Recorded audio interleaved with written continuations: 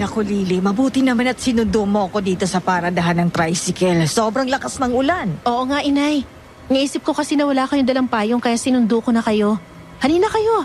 Kailangan na natin makauwi. Hindi natitigil ang ulan na to. Parang may bagyo yata. Narinig kong balita sa radyo kanina. Ganun po ba?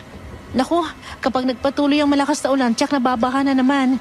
Tataas na naman ang tubig sa ilog. Delikado na naman ang pananim natin sa tumana. Ay, ang hirap talaga kapag walang lalaki sa bahay. Kapag ganitong panahon, wala tayong maaasahan na tutulong sa atin para sa pagsisinop sa ating mga pananim.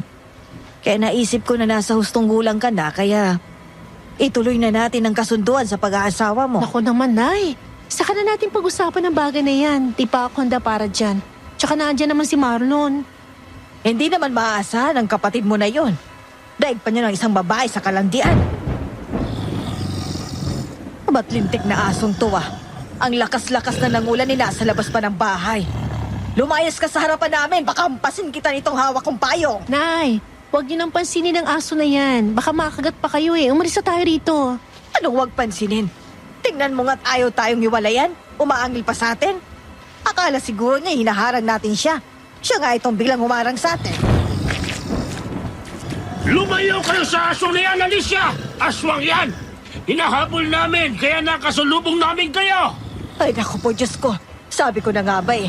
Kaya hindi natatakot sa kulog at kidlat ang walang hiyang to, aswang pala. Takbo na, Nay! Lumayo na tayo sa kanya! Mga kasama!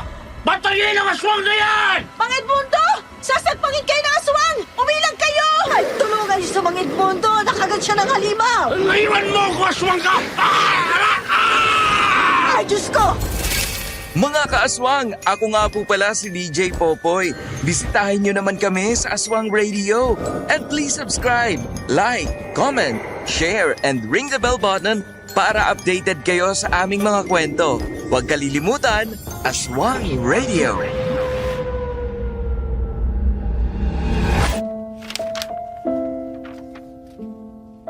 Merong kaugalian ang mga Pilipino na mula noon hanggang ngayon ay patuloy pa rin ginagawa sa mga baryo. Kagaya na lang ng pagkakasundo sa pag-aasawa ng mga anak. Pero paano kung ang taong ipinagkasundo sa'yo ay hindi mo naman gusto? Magandang araw po sa lahat ng mga ka-Dear Aswang Diaries at Madam Venus. Tawagin mo na lang po ko sa pangalang Lily. Isa po ako sa avid listeners ng inyong programa. Palagi akong nakabantay sa inyong channel kung meron ng bagong upload sapagkat nakaka-relate ako sa mga karanasan ng ating mga kababayan tungkol sa aswang. Dahil ako man ay nagkaroon din ng hindi malilimutang karanasan sa mga aswang. Isa po ako sa biktima ng fixed marriage. Subalit ang lalaking ipinagkasundo sa akin ay hindi ko naman nagustuhan. Kung paanong naging bahagi ng buhay ko ang isang aswang, ay ikukwento ko sa inyo ngayon. Buwan ng Agosto taong 2025 ay isishare ko sa inyo ang aking karanasan sa tulong ng aking apo. Nangyari po ito sa aming bayan sa Ormoc noong ako ay dalaga pa at nasa 25 anyos pa lang. Hindi ko na lamang babanggitin ang mismong baryo namin para na rin sa kapakanan ng mga taong nasasangkot sa aking kwento. Subalit bago ako magpatuloy, gusto kong itanong sa inyo kung kayo ang nasa kalagayan ko, kung ano yung pipiliin nyo. Yung sinasabi nilang hayop na nagpapakatao o yung tao na nagpapakahayop. Paki-comment na lang po at sana'y samahan nyo ko sa pagbabalik tanaw sa aking nakaraan.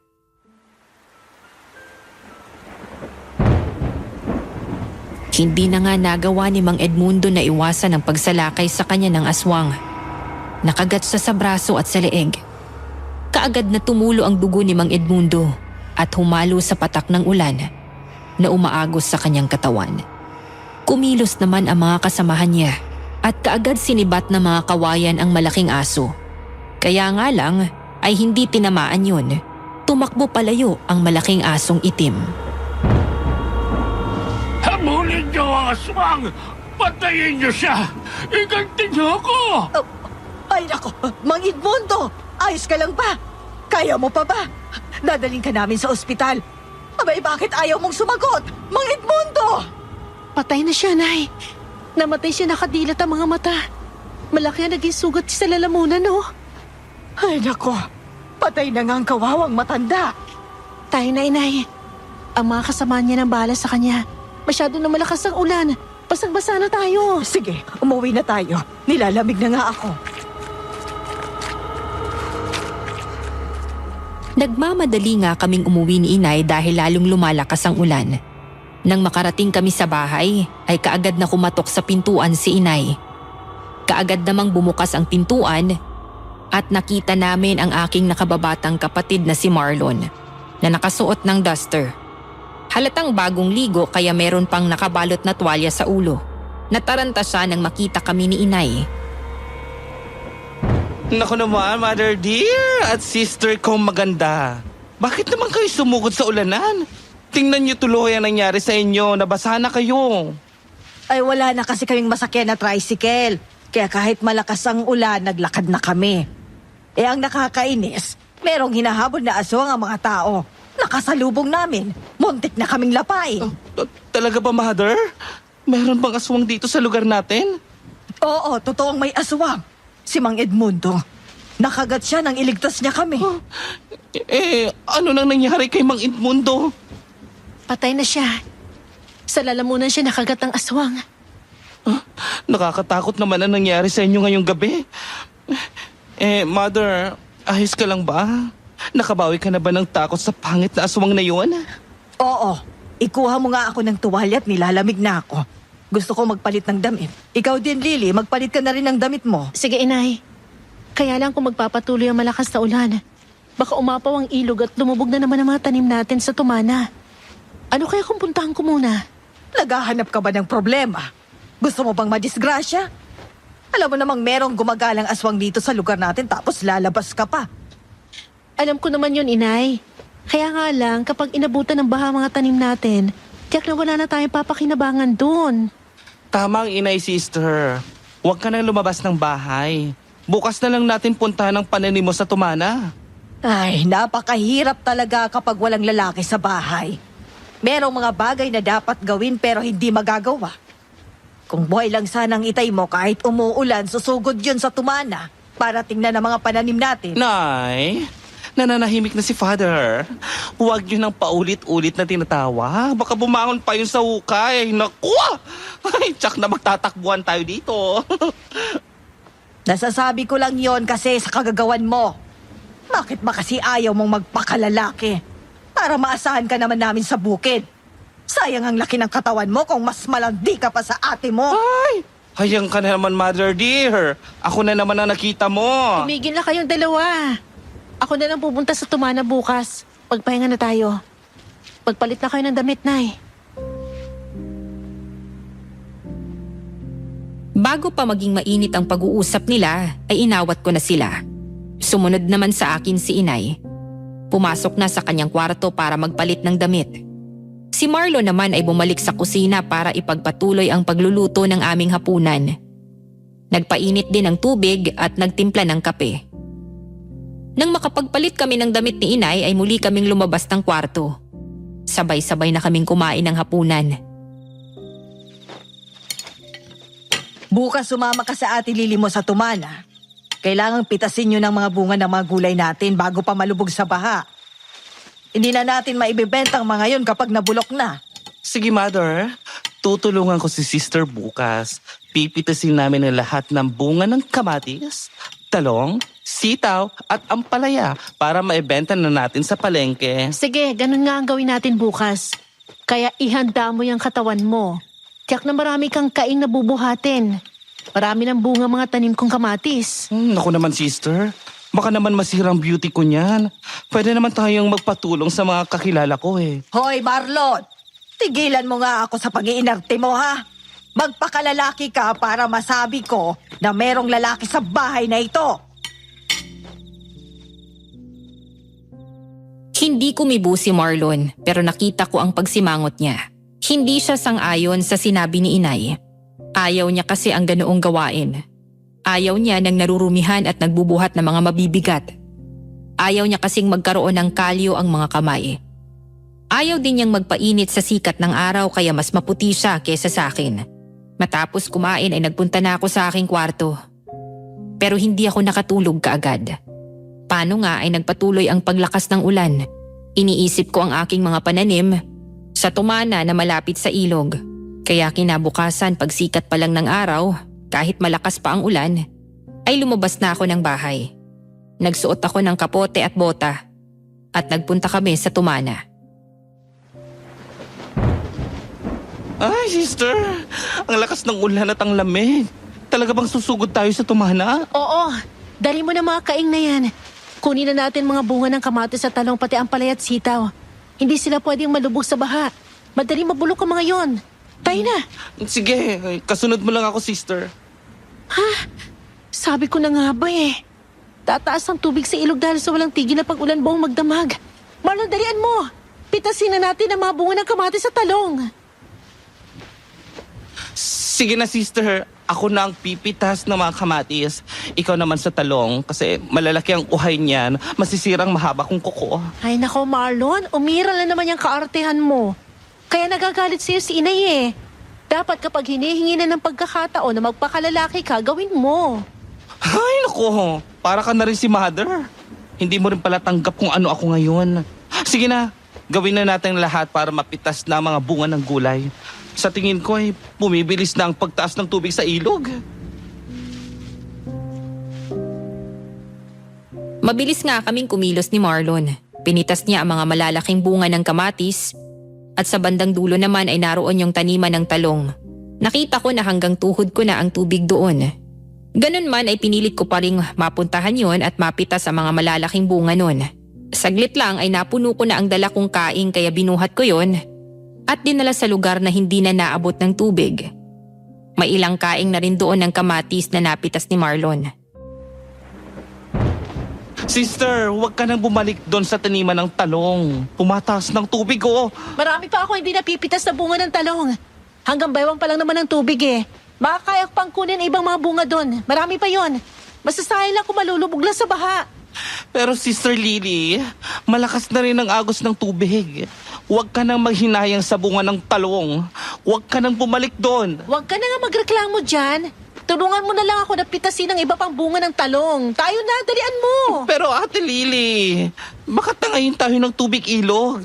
Lalong lumalaki ang tubig dahil sa walang tigil na pag-ulan. Ay nako, kaya nagagalit sa iyong inay eh. Ang laki mong tao pero ayaw mo magpakalalaki. Masyado mahina yung loob mo. Muli nga akong lumusong sa tubig at pinuntahan kong muli yung mga tanim kong talong. Akala ko ay mananatiling hanggang bewang lang yung tubig doon. Pero hindi pa ako nagtatagal na namimitas ng mga bunga, ay nagulat ako nang sumigaw si Marlon. Kaagad na akong napatingin sa direksyong itinuturo niya. Nakita ko yung malaking tubig na rumaragasa galing sa ilog. Bago pa ako nakaalis, ay inabutan na ako ng malaking tubig. Hinampas ako ng malakas na tubig. Sister, kumapit ka sa puno ng talong. Matatangay ka ng tubig. Marlon! Tulungan mo ako! Sige, nandyan ako. Pero teka, hindi ako marunong lumangoy. Paano na ba to? Tulungan mo ako, Marlon! Matatangay na ako ng tubig pa! Tulungan mo ako! Sister naman! Ano bang gagawin ko? Bakit naman kasi bumalik ka pa dyan? Tingnan mo tuloy ang nangyari. Sandali at hihingi ako ng tulong. Tulong! Tulungan niyo kami! Marlon! Nabunot na ang puno ng talong na ginagapitan ko! Matatangay na ako ng baha! Tulungan mo ako! Sister! Hindi ako marunong lumangoy! Ay, naku naman! Tulungan niyo ang Ate Lily ko! Saklolo! May nakakarinig ba sa akin? Tulong! Tulong! Saklolo po!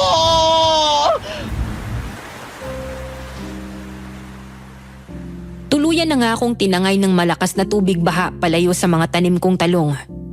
Tinangay ako sa kalagitnaan ng ilog.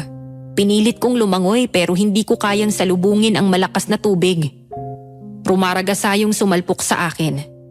Marami ding mga punong kahoy at mga halaman ang tinangay ng ilog. Nang makita ko ang isang malaking puno ng saging na palutang-lutang, ay mabilis akong kumapit doon. Pinilit kong makasampa doon pero isang puno ang inagos ng tubig papunta sa akin. Tumama yun sa ulo ko, dahilan para mahilo ako at mawalan ng malay. Nang magising ako ay nasa loob na ako ng isang kwarto. Hindi yun ang kwarto ko kaya kaagad akong bumangon. Gising ka na pala. Huwag ka munang kumilos. Baka magdugo pa ang sugat mo sa ulo. Nasaan po ako? Sino po kayo? Ako si Nida. Nandito ka sa aming bahay. Nakita ka ng aking anak na walang malay. Inanod ka ng baha dito sa aming bakuran. Ako po, inanod ng baha. Napadpad sa inyong bakuran? Bakit, Iha? Hindi mo ba natatandaan ang nangyari sa'yo? Hindi po eh. Sakit ang ulo at katawan ko ha. Huwag mong aalisin ang benda sa ulo mo. Baka magdugong muli ang malaki mong sugat dyan. Nakaalis na ang doktor na gumamot sa'yo. Wala po ako matandaan. Kilala niyo po ba kung sino ako? Anong pangalan ko? Taga-saan ako? Hindi eh. Isang araw at isang gabi ka nang natutulog. Malaki ang naging sugat mo sa ulo mo. Matagal bago na ampat ang pagdurugo, kaya alam kong manghihina ka. Yun din sigurong dahilan kaya wala kang matandaan.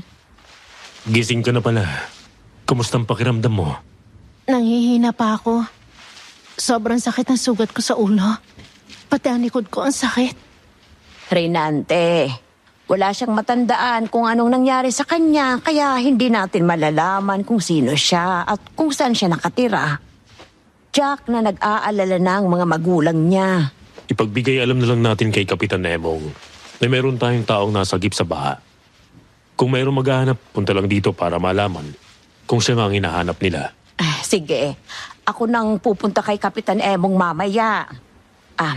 Ineng, pwede namang dito ka na muna sa amin habang mahina ka pa at hindi pa natin nalalaman kung sino ka talaga. Salamat po. Ngayon pa lang humingi na ako ng pasensya kung ano man ang problema na ibigay ko sa inyo. Walang anuman yon. Nangangailangan ka ng tulong kaya sinagip kita at dinala dito. Sige na, pagpahinga ka lang dyan. Habang hindi mo pa naaalala ang pangalan mo, pwede bang anak na lang ang itawag ko sa'yo? Opo, pwede po. Tapos tatawagin ko naman kayong Nanay Nida. Sige, ayos yan. Dahil mahina pa ako, muli akong nahiga. Inutusan naman ni Aling Linda ang isa sa mga tauhan nila na pumunta sa bayan at sunduin ang kilala nilang doktor. Nung suriin ng doktor ang aking kalagayan, ay nalaman na isa sa mga ugat ko sa ulo ay naapektuhan ng malaking sugat ko, dahilan para magkaroon ako ng temporary amnesia.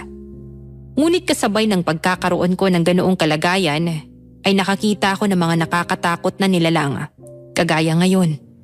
Nang mapag-isa ako sa kwarto, ay naramdaman kong may kumakaluskos sa bintana, kaya hinawi ko ang kurtina. Gulat ako nang makita ang malaking asong kulay itim. Sinunggaban niya ako. Mabuti na lang ay nakalayo ako agad. Mabuti na lang at may bakod na bakal ang bintana, kaya hindi siya bastang makakapasok.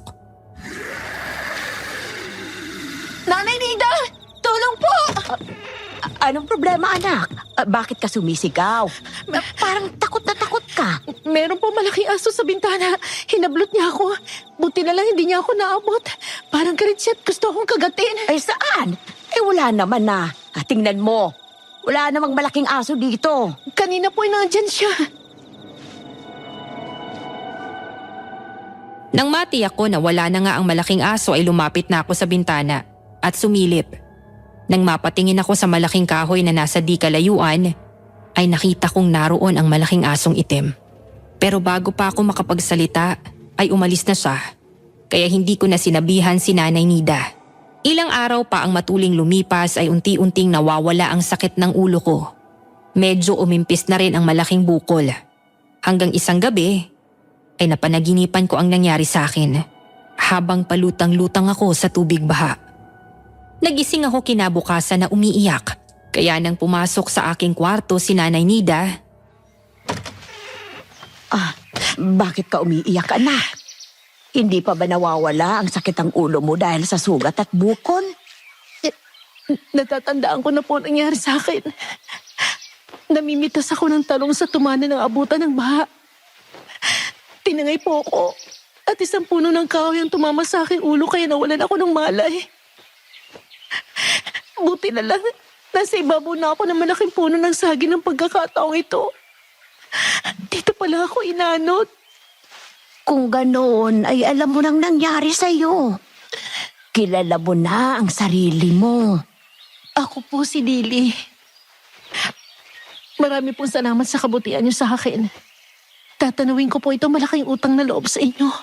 Mabuti naman kung nagbalik na ang alaala mo, anak. Ilang araw ka ring nakalimot sa iyong sarili. Pero huwag kang mag-alala. Ikukwento ko sa iyo ang mga nangyari habang wala ka sa iyong sarili. Ikinuwento nga ni Nanay Nida ang mga nangyari habang hindi pa nagbabalik ang aking alaala. Matagal na kaming nag-uusap nang bumukas ang pintuan ng aking kwarto at bumunga doon ng isang gwapo at matipunong lalaki. Kaagad akong napatingin sa kanya. Nakita ko nang umiti siya ng bahagya sa akin. Parang nabato-balani ang aking dibdib. Bigla akong kinabahan sa lakas ng kabog. Napakislot ako sa aking pagkakaupo. Ina, alis na ako. O siya, sige na anak, mag-iingat ka. Gising ka na pala. Lily ang pangalan ko. Lily, siya naman ang aking anak na si Reynante. Siyang nakakita sa'yo na walang malay. Inanod ka dito sa aming lugar kaya dinala ka niya dito. Maraming salamat, Reynante. Kung hindi dahil sa'yo, baka namatay na ako. Utang ko sa'yo ang aking buhay. Maayos na ba ang pakiramdam mo ngayon, Lily? Hindi pa gaano. Masakit pang ulo ko't nanghihina pa ang aking katawan. Masyado pala ako nabugbog ng mga kahoy na tumama sa aking ulo't katawan. Magpalakas ka muna. Saka na lang kita iatid sa inyo. Pwede ka namang manatili dito sa aming bahay hanggat gusto mo. Salamat, Reynante. At gano'n din po sa'yo, Nanay Nida. Sige na, magpahinga ka na lang muna at magpapaluto ako ng pagkain mo dahil alam kong gutom ka na. Sige po, salamat. Nang lumabas na ng kwarto sina Aling Nida at Reynante, ay muli akong nahiga. Noon ko lang napagmasdan ang napakagandang lugar na aking kinalalagyan. Mayroong mga mamahaling gamit doon.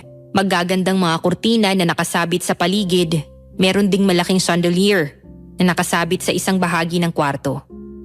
At ang aking kinahihigaan ay isang malaking kama na merong malambot na kutson.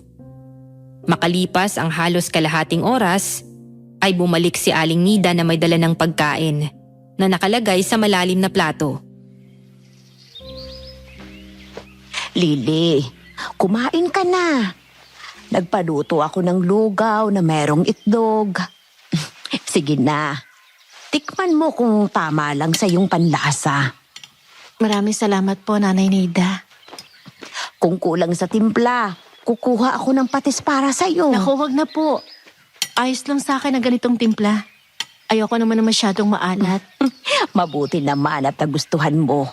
Ay, kung naiinip ka na dito at makakaya mo nang lumabas, pwede ka namang lumabas at mamasyal sa paligid. Sige po, napakabait niyo po. Katulad din kayo ng aking inang maalaga kapag meron akong sakit. Ganun talagang mga magulang. Hindi kami masaya kung may sakit ang aming mga anak. Kaya inaalagaan namin hanggang sa gumaling dahil umaasa kami na pagdating ng araw, kapag mahina na kami ay aalagaan naman kami ng aming mga anak. Ilan po bang anak niyo? Solong anak ko lang si Reynante. Pero hanggang ngayon, wala pa yatang balak na mag-asawa kahit ipinagkasundo ko na siya kay Ninette. Baka naman po kasi masyado mapili si Reynante. Baka hindi niya gusto yung babaeng ipinagkasundo niyo sa kanya. Sa palagay ko ay tama ka. Hindi ko nakikitang masayang anak ko kapag kasama si Ninette. Sa tingin ko ay nagkamali ako nang ipagkasundo ko ang pag-aasawa niya. Parang ako lang din po si Reynante. Ganyan din po ang problema ko eh. Hindi ko gusto yung lalaking gusto ni inay para sa akin. Bata pa daw kami na magkasundo sila inay at ang kaibigan niya. Kaya hanggang ngayon, dalaga pa din po ako. Napangiti lang ng tipid si Nanay Nida. Ipinagpatuloy ko naman ang pagkain ng lugaw. Isang araw pa ang matuling lumipas ay nanumbalik na ang aking lakas. Pero ang sakit ng ulo ko, hindi pa rin nawawala dahil sa malaking sugat doon. Sa unang pagkakataon ay lumabas ako ng kwartong yun at doon ko nalaman na mas maganda pala sa labas. Nasa ikalawang palapag pala ako ng mansyon. Nang lumingon ako sa magkabilang direksyon ay nakita ko ang mga maraming pintuan ng kwarto. Tapos ay nakita ko ang hagdanan. Kumakbang ako papunta doon. Bumaba ako. Nakita ko ang malawak na salas at mga naraang upuan. Marami ding mga naglalakihang kwadro na nakasabit sa mga dingding. Mabuti naman at nakaya mo nang tumayo at lumabas ng kwarto. Malakas na po ako eh.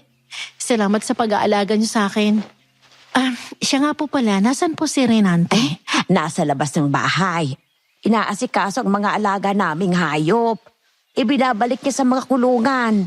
Inabot din kasi yun ng malaking baha kaya pansamantalang inalis niya ang mga nakakulong doon. Napakasipag po pala ni Renante.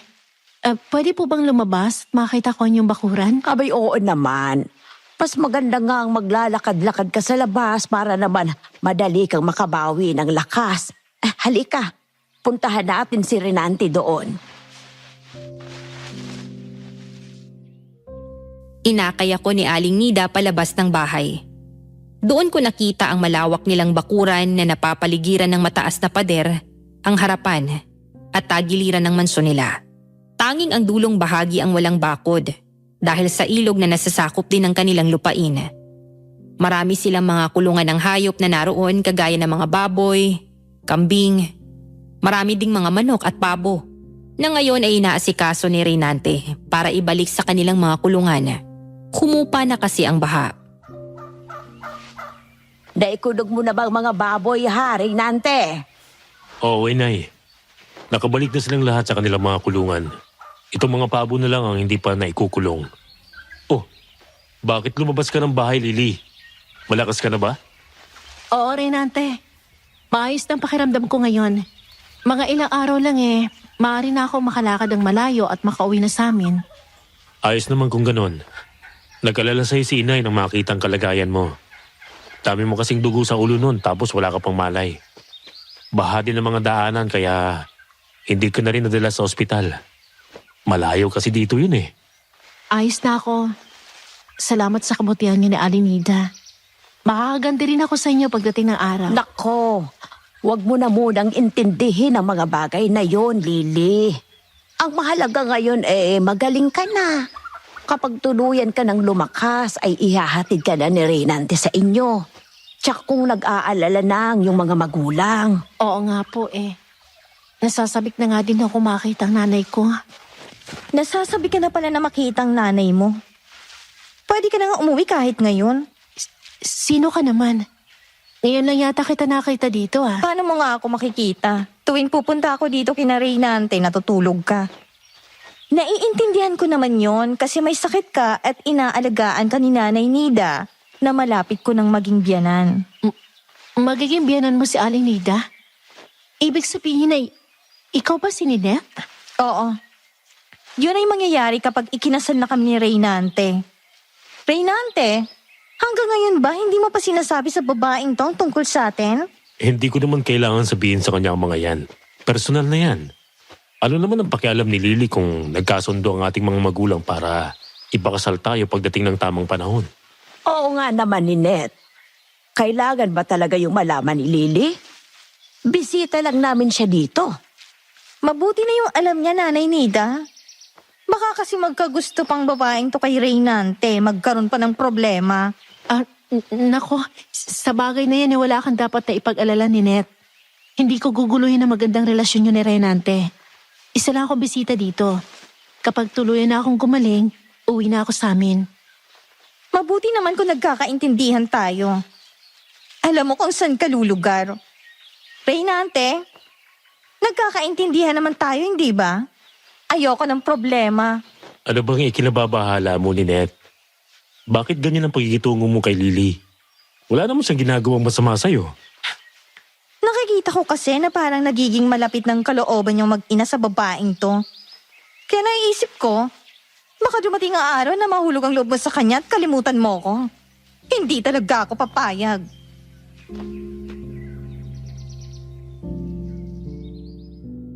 Nakita ko ang matalim na tingin sa akin ni Ninette. Ewan ko pero bigla akong kinabahan. Parang nakakatakot na babae si Ninette. Nakita ko kasi na kahit si Reynante ay hindi mapakali kapag kausap siya. At ang kanyang ina. Panay na lang ang buntong hininga ni Reynante. At di nagtagal ay niyaya na lang niya si Ninette palayo sa akin. At nagpunta sa tabi ng ilog. Doon sila nag-usap. Nakita ko naman na biglang nawala ang galit ni Ninette nang masolo na si Reynante. Nagpunta kami ni Nanay Nida sa tagilirang bahagi ng mansyon kung saan naroon pa yung mga nakakalayang pabo. Nakakatuwa naman po mga pabo nyo. Marami na pala sila mga sisiw. Oo, Lily. Madaling dumami ang mga alaga namin na yan. Ay, siya nga pala. Dito ka na muna, ha? Naalala ko yung niluluto kong tinolang manok. Baka luto na. Hahanguin ko muna. Heto ang patuka sa pabo para malibang ka naman. Sige po, ako na magpapatuka sa mga pabo. Nang iwanan ako ni Aling Nida ay naupo ako sa upuang nasa ilalim ng puno. Dahil dala ko yung patuka, ay nagsunura na rin sa akin yung mga pabo na malalaki, kasama yung mga sisiw nila. Kaya naman sinimulan ko na silang hagisan ng patuka. Tuwang-tuwa ang mga pabo habang pinagkakaguluhan yung mga patuka na bumabagsak sa lupa. Nalilibang din ako sa kanila. Pero natigilan ako nang makita na merong isang malaking aso na nakatingin sa akin. Nakatayo iyon sa di kalayuan. Nakadama ako ng takot at nabitawan ko yung lata na lalagyan ng patuka nang makita kong humakbang na yon papalapit sa akin. Huwag ka lalapit sa akin. Huwag mo akong kakagatin. Nanay Nida! Nanay Nida! Meron po malaki aso dito! Lily, anong nangyari? Nako, lumayo ka sa asong yan, Lily. Baka kagatin ka niya. Tulungan niyo po ako. Hindi ako makakatayo kagad dito. Sige, tutulungan kita. Ay, Diyos ko. Ako naman ang hinarap ng asong ulo na to. Reynante! Tulungan mo nga kami dito! Reynante! Nay! Nang makita ng malaking asong itim na paparating na si Reynante at Ninette, ay nagmamadali yung umalis. Tumakbo sa bahagi ng bakuran nila na maraming makakapal na halaman at mga puno. Nang makaalis na ang aso ay tsaka lang ako nakakilos. Nagpilit akong tumayo at nilapitan si Aling Nida. Kaagad ko siyang niyakap. Naramdaman ko na nanginginig ang kanyang kamay sa takot. Reynante, kumuha ka ng tubig, bigyan ng inay mo. Madali ka. Oo, sige. Sandali lang, Nay. Eto na ang tubig, Reynante. Painumin mo ang inay mo. Naku, mabuti naman at nariyan pala kayo sa loob ng bahay, Nanay Trining. Salamat po. At may dala na agad kayong tubig. Nauhaw kasi ako kaya ako pumasok sa loob. Tapos narinig ko na lang na sumisigaw ang iyong inay kaya alam ko na kailangan niya ng tubig. Ay, sige na. Painumin mo na siya. Salamat po, Nanay Trining. Nay, eto ang tubig. Uminom muna kayo. Salamat, Reynante. Ay, buwisit na aasong yun. Saan ba yun ang galing at nakapasok sa ating bakuran? Sa palagay ko po, hindi naman yun ordinaryong aso lang. Napakalaki po nun. Sa tingin ko, aswang siya. Aswang bang sinabi mo, Lily? Isang aswang ang muntik na makakagat sa inyo ni inay? Ang walang hiyang aswang na yon. Gusto niya palang saktan ng inay ko. Paano naman magkakaroon ng aswang ngayon? Tirik na tirik ang araw. Baka naman gumagawa ka lang ng kwento, Lily.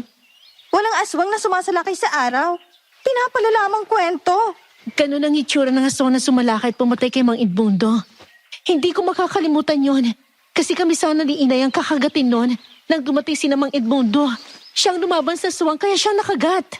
Kung ganon, na-disgrasyang matandang sinasabi mo dahil sa'yo. Ngayon naman muntik na rin mapahamak si Nanay Nida dahil sa'yo. Hindi ka may balat ka sa puwet, ha, Lily? Lapitin ka na malas eh. Kaya mabuti pa. Umalis ka na dito bago pa malasin ng mga taong narito. Aalis naman talaga ako dito kapag kaya ko na ni Net. Magpapalakas lang ako. Doon ka na sa inyo magpagaling. Baka kasi may galit talaga siyang aswang ngayon eh. Madamay pa kaming lahat dito. Kaya kung marunong kang mahiya, hindi ka na magtatagal dito. Sa palagay ko nga, tama ka. Baka nga akong puntirya na aswang na yun kasi nga nakita ko siya nang patayin niya si Mang Edmundo. Maganda nga siguro kung umalis na ako. Nang umalis na sina Aling Trining at Ninette, ay nagpaalam na din ako kay Nanay Nida para umuwi na ako sa amin. Hindi na niya ako pinigilan dahil natatakot din siya na baka ako nga yung sinusundan ng aswang. Kagaya ng sinabi ni Ninette, binigyan niya ako ng ilang magagandang damit na binili pa niya sa bayan noong minsang nagpunta siya doon. Ang dami niyo na pong nagawang mabuti sa akin. Parang sobra naman po ko tatanggapin ko pa tong mga bagong damit na binili niyo. Huwag ka nang mahiya, Lily. Binili ko talaga yan para sa'yo. Kusa ko namang ibinibigay yan, kaya huwag mong tatanggihan. Salamat po, Nanay Nida. Napakabuti niyo talaga sa akin. Paano ko ba mapapayaran ang lahat ng to? Inalagaan niyo ako kaya ako nakaligtas sa kamatayan. Tapos naging mabait kayo sa akin. Ngayon, binigyan niyo pa ako ng mga damit. Sa totoo lang, inuwi ka dito ni Reynante na walang malay. Nang mapagmasdan ko ang maamo mong mukha, alam kong mabait kang bata. Magaan ang loob ko sa'yo. Gusto kong dumating ang araw na maging anak kita, Lily. Gusto kita para kay Reynante. Naku, Nanay Nida, wag po kayo magsasalita ng ganyan. Baka marinig kayo ni Ninette, magagalit yun. Hindi po ba malapit na silang pakasal ni Reynante? Oo. Dahil yun sa isang kasunduan namin ni Trining ng mga bata pa kami. Akala ko'y ayos lang yun kay Reynante. Pero nakikita ko na hindi masaya ang aking anak kay Ninette. Parang sa nangyayari ay sina Ninette at Trining lang ang masaya. Masama ang loob sa akin ni Reynante sa desisyong ginawa ko. Pero mahal na mahal po kayo na inyong anak. Nakikita ko yun. Napilitin lang siyang sumunod. Yun ay para wala ng problema. Pero kinausap ko na ang aking anak. Kung hindi naman siya magiging maligaya kay Ninette ay pwede naman siyang umatras at humanap ng babaeng makakapagpasaya sa kanya. Pwede po bang ganun? Yung aatras sa kasunduan? Pwede naman. Kasi ako man ay hindi nagugustuhan ang magaspang na ugali ni Ninette. Ayaw ko naman na dumating ang oras na makitang underdesaya ang aking anak. Ano pong mangyayari sakaling may ganung nangyari? Masisira ang pagkakaibigan ng mga nagkasundo. Halimbawa sa amin ni Trining, matatapos ang pagkakaibigan namin kung aatras si Reynante at hindi pa kakasalan si Ninette. Tay, huwag kayong mag-alala. Hindi masisira ang pagkakaibigan nyo. Hindi po ko aatras sa kasunduan nyo. Kagaya ng napag-usapan natin, Reynante. Kung napipilitan ka lang, ay wag mo nang ituloy. Ayoko na makita kang malungkot, anak. Ang kaligtasan nyo at katahimikan natin ang tanging nasa isip ko, Inay. Ayoko mag-away kayo ni Nanay Trining. Kaya ayos lang po ako. Lily, nakahanda ka na ba? Iatid na kita. Oo, Reynante, handa na ako. Maraming salamat sa inyo, mag-ina. Kapag tuluyan ka ng lumakas at meron kang pagkakataon, huwag mo akong kalilimutang dalawin, Lily. Oo naman po. Palagi ko kayong dadalawin at magdadala ako ng mga prutas at gulay sa inyo. O siya, sige na. Mag-iingat kayo, ha? Hoy, Reynante, yung pagmamaneho mo, ayusin mo. Huwag masyadong mabilis. Kapag nasaktan niyang si Lily, papaluin kita sa puwet. Opo, Inay. Maingat naman ako magmaneho. Nang lumabas kami ng mansyon ay nagpunta kami sa garahe kung saan nandoon ang kanilang kotse. Pinaandar na ni Reynante ang sasakyan Kaya nang sumakay na ako ay inutusan ni Aling Nida ang kanilang tauhan na buksan ang tarangkahan ng kanilang bakuran. Pinatakbo na ni Renante ang kotse palabas ng bakuran at nang makalabas na kami doon ay binagtas namin ang lubak-lubak na kalsada patungo sa aming baryo. Makalipas ang halos 2 oras ay nakarating din kami sa aming baryo. Nang pumarada ang kotse sa tapat ng bahay namin ay agad na akong bumaba. Nakita kong sarado ang aming bahay. Pero ang mga kapitbahay namin ay kaagad na nagsilapit nang makita ako. Hindi makapaniwalang buhay pa ako. Nay! Marlon, nasan kayo? Alam niyo po ba kung nasan sina inay? Ate Lily, ikaw nga ba yan? Buhay ka pa? Nakaligtas ka sa baha? Oo, Bobet, nakaligtas ako. Hindi lang ako kaagad nakauwi dahil nagpagaling muna ako.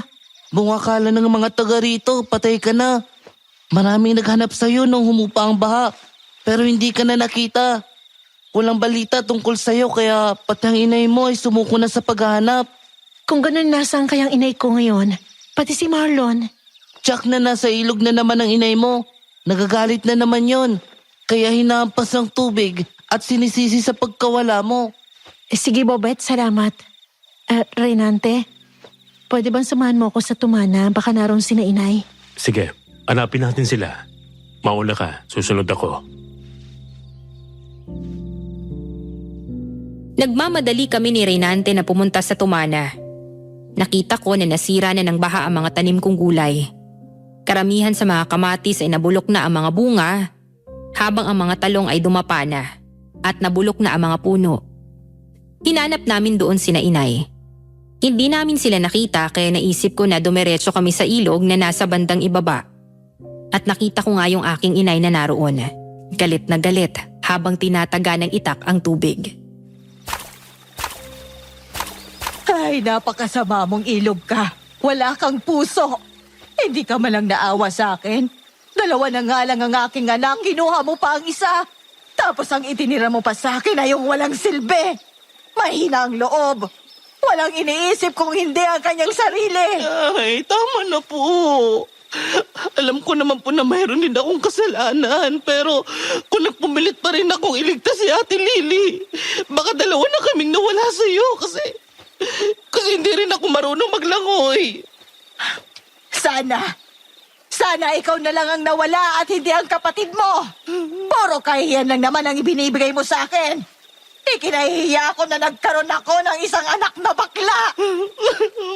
Alam ko naman na nun pa kinakahiya niyo na ako. Alam ko naman na ayaw niyo magkaroon ng anak na kagaya ko. Pero kung masakit sa inyo ang pagkawala ni Ate Lily, mas masakit sa akin kasi ako ang kasama niya nung naganap ang trahedyang yun. Gusto ko siyang tulungan pero wala akong kakayahan. Ngayon kung ayaw niyo na talaga sa akin, magpapakamatay na lang ako. Akin ang itak na yan. Inay! Marlon! Tigilan niyo na pag-aaway! Marlon, huwag mo gagawin yan! Oh, Lily, anak! Ate Lily! Sister! Ikaw ba talaga yan? Buhay ka? Oo, ako ito. Inay, buhay ako. Nakaligtas ako sa baha na yun. Hindi ba ako nananaginip? Buhay ka ba talaga, Lily? Halika nga, anak. Yakapin mo, inay. Buhay ako. Ate Lily! Nang makalapit sa akin si inay, nanginginig ang mga kamay niya nang haplusin ang aking mukha. Hilam na sa luha ang kanyang mga mata pero mababakas ang kasiyahan sa kanyang mukha. Napakagatlabi siya habang impit na umiiyak. Pinagmamasdan niyang mabuti ang aking mukha at di nagtagal ay buong kasabikan niya akong niyakap. At sa aking balikat ay umiyak siya ng malakas. Pati si Marlon ay umakap na rin sa amin. Buhay ka nga, Lily, anak ko. Ilang linggo ka rin nawala sa akin. Akala ko talaga wala ka na. Mabuti na lang at ibinalik ka ng Diyos sa akin. Dininig niya ang aking dasal. Patawad po, inay, kung hindi kaagad ako nakabalik. Malubha kasi ako nasugatan sa ulo ng tangay na ako ng baha. Nawalan ako ng manay. Pansamantalang nawala ang aking alaala. At si Reynante po at ang kanyang ina na si Nanay Nida nag-alaga sa akin. Maraming salamat, Reynante. Utang namin sa iyong buhay ng aking anak. Pakisabi na rin sa nanay mo ang taos-puso kong pasasalamat dahil sa ginawa niyang pag-aalaga sa aking anak. Makakarating po yun kay inay. Sister, patawarin mo din ako kung naging mahina ang loob ko. At hindi kita natulungan ha. Hindi kasi ako marunong maglangoy eh. Okay lang, Marlon. Tama ka naman eh. Kung pinilit mong gawin ang hindi mo kaya, baka pareho na tayo na wala kay inay. Umuwi na tayo. At na makapagpalit na ka ng damit ni inay. Basang-basa na kayo. Masaya na kaming umuwi ng bahay. Hindi pa kami nagtatagal na nakakapasok sa loob ng bahay, ay nagulat ako nang bumungad sa pintuan ng bahay namin si Danny. Parang hindi siya makapaniwala na kaharap na niya ako. Marahan siyang lumakad papalapit sa akin. Lily? Buhay ka? Nagbalik ka? Oo, Danny, buhay ako. Pinilit kong bumalik dito dahil alam ko nag-aalala ang aking inay at kapatid. Pati ako. Nag-aalala sa'yo, Lily. Kung saan-saang bahagi ng ilog kita hinahanap. Hindi kita nakita. Paano kang nakaligtas sa baha? Dahil kay Renante, siya nagligtas sa akin. Inalagaan niya ako at ng kanyang inay. Maraming salamat, Reynante, pare. Mabuti nasagip mo si Lily. Nagkataon lang na inililikas ko rin ang mga alaga kong baboy at kambing. Nang makita kong naaanod si Lily habang nasa ibabaw ng malaking puno ng saging. Kaya sinagip ko siya. Salamat talaga, pare. Sa kasal namin ni Lily. Imbitado ka, ha? Danny, wala pa sa plano kong pagpapakasal. Sinabi ko naman sa'yo na hindi pa ako handa, di ba? Ano ka ba naman, Lily? Payag na nga ang inay mo na magpakasal tayo eh. Kaya ipinapahanda ko ng lahat. Di ba matagal na nating alam na nagkasundo ng mga magulang natin? Tama ka. Nagkasundo na nga sila. Pero tayo nagkasundo na ba? Di naman, di ba? Iyoko pa mag-asawa, Danny. Aling Alicia, anong ibig sabihin nito? Akala ko ba'y ayos sa kay Lily? Di ba dapat ay magpapakasal na kami bago pa siya malunod sa baha? Ay, pasensya ka na, Danny. Ngayon na nagbalik ng aking anak. Hindi ko na siya pakikialaman sa mga gusto niyang gawin. Siya nang bahalang magdesisyon kung anong gusto niyang gawin sa buhay niya. Narinig mo naman ang sinabi ng ate ko, di ba? Hindi pa siya handa sa pag-aasawa. Kaya huwag mo nang ipilit ang gusto mo, Danny. Hindi na maipinta ang mukha ni Danny. Paano nga ay napapahiya na siya sa harapan ni Reynante. Pakiramdam din niya ay wala siyang kakampi. Dati kasi ay palagi siyang sinasang-ayunan ni inay. Hindi kagaya ngayon na pinaubaya na ni inay sa akin ang lahat. Kaya sa inis ni Danny ay lumabas na siya ng bahay at umalis. Habang nagluluto ng pagkain si inay, ay niyaya ko naman sa ilalim ng malaking puno si Reynante. Nakita ko na pangiti-ngiti siya habang nakatingin sa akin. Bakit ganyan tingin mo sa akin? Anong nakakatawa? Pareho pala tayo ng katayuan. Pareho tayong ipinagkasundo. Ang pagkakaiba lang natin ay malakas ang loob mo para magpasya. Hindi kagaya ng problema ko. Kapag tumanggi ako kay Ninette, malaking problema ang kakaharapin ko. Sabihin mo nga sa akin ang totoo. Masaya ka ba kay Ninette? Hindi ako pabor sa naging kasunduan ni na inay at aling training. Hindi ako masaya kay Ninette kasi wala akong maramdaman na pagmamahal sa kanya. Para ko lang siyang kapatid. Kung gayon ay pwede ka namang tumanggi habang hindi pa natutuloy ang inyong kasal. Kausapin mo siya. Payag naman ng nanay Nida na ikaw na din ang magpasya. Madali lang yung gawin pero ang magiging kasunod nyon ang mahirap. Kasi masamang magalit si Ninette. At yun ang ayaw kong mangyari. Natatakot ka ba sa babaeng nun? Hindi ako natatakot sa kanya. Iniisip ko lang kasi ang aking inay. Alalahanin mo na ikaw ang makikisama sa kanya. Isang maling desisyon mo ay pagsisisihan mo sa buong buhay mo. Bago pa makasagot si Reynante ay lumapit na sa amin si Marlon at niyaya na kami sa loob ng bahay para kumain. Matapos nun ay nagpaalam na si Reynante kaya inihatid ko na siya hanggang sa labas ng aming bakuran kung saan nakaparada ang kanyang kotse. Nang makaalis na si Reynante ay tsaka ako naglakad ng mabagal papasok sa aming bakuran. Nagulat ako nang mula sa likuran ng malaking puno ng mangga ay lumabas si Ninette. Ninette? Bakit nandito ka? Paano mo nalaman na bahay ko? Walang imposible sa akin kapag ginusto ko, Lily. Kahit sang sulok ka magpunta, mahahanap kita. Anong kailangan mo sa akin? Bakit hanggang dito sa amin sinundan mo pa ako? May gusto lang akong liwanagin sa'yo. Layuan mo si Reynante. Kung gusto mong maging matahimik ang buhay mo, iwasan mo siya. Alam mo naman na nagkasundo ng mga magulang namin, hindi ba? Kagaya din ng sinabi ko sa'yo, wala akong plano makigulo sa mga problema niyo ni Reynante. Aksidente nangyari kaya napunta ako sa mansyon nila. Ano man ang kasunduan niyo, wala akong pakialam doon. Mabuti na yung malinaw. Ayoko na may kaagaw kay Reynante. At masama akong magalit. Pumapatay ako ng tao. Mahal na mahal ko si Reynante. Kaya gagawin kong lahat.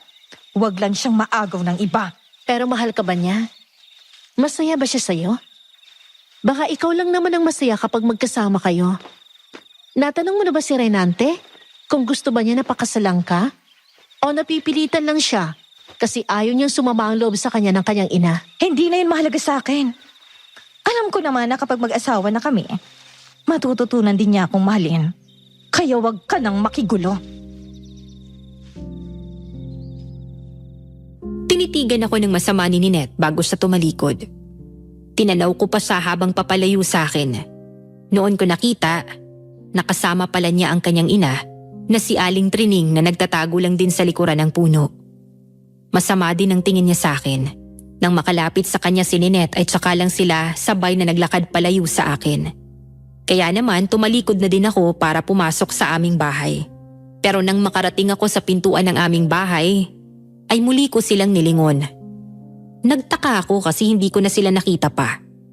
Nang sumunod na araw, hindi ko inaasahan na muli akong bibisitahin ni Reynante. Mabuti naman dinala mo ako muli, Reynante. Oo, kasi nagpadala si inay ng mga itlog at prutas para daw lumakas ka kaagad. Siya nga pala, nandyan bang inay mo?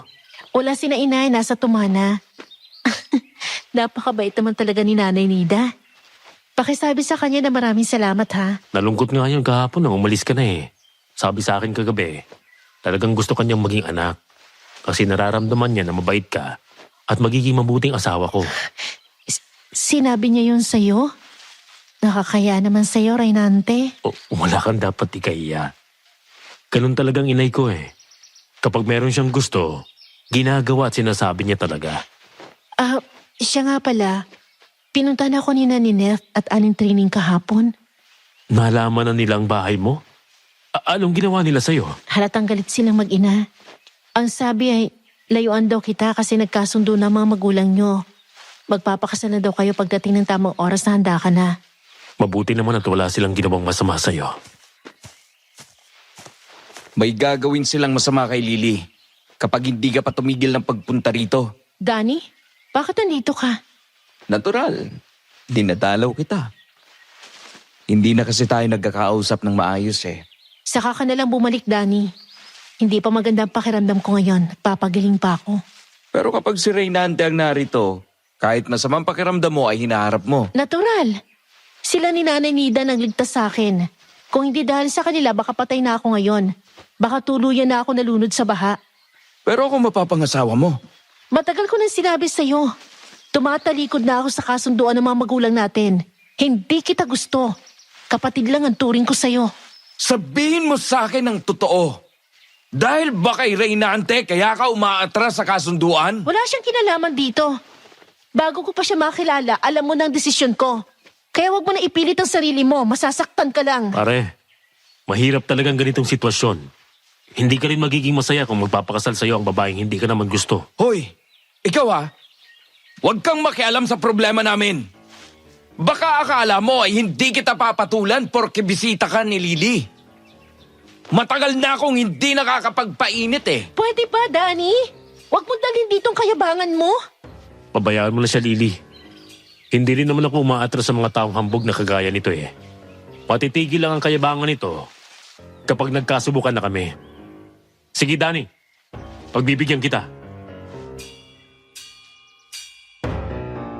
Inakala ni Danny na magiging madali lang sa kanya ang paglalaban nila ni Reynante. Kaagad siyang sumuntok ng ilang ulit. Pero inilagan lang yon ni Reynante. Lahat ng pag-atake ni Danny ay tumama lang sa hangin. Tinawanan lang siya ni Reynante kaya lalo siyang nainis at muling sumugod. Pero kagaya ng una ay hindi rin siya tumama. Nang si Reynante naman yung kumilos ay hindi nailaga ni Danny.